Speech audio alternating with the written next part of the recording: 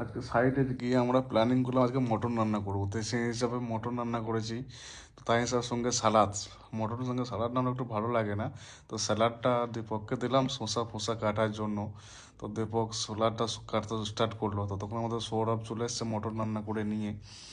আমরা ক্যান্টিনে রান্না করি মটনটা, তো সেই হিসাবে সৌরভ আমাদের মটন রান্না করে নিয়েছিল। সে ক্যান্টিন থেকে ভাতও মাঙিয়েছিলাম আজকে, আমরা কেউ বাইরে থেকে ভাত নিয়ে যাইনি, তো সে ক্যান্টিন থেকেই মাঙিয়েছিলাম।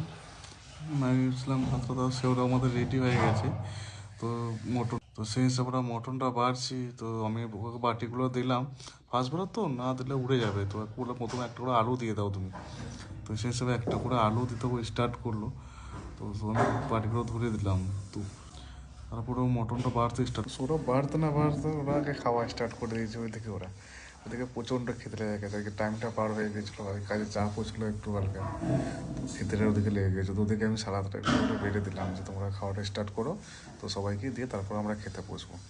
তো এই আমাদের মটনের বাটি এক এক জনের ভাগে পড়েছে।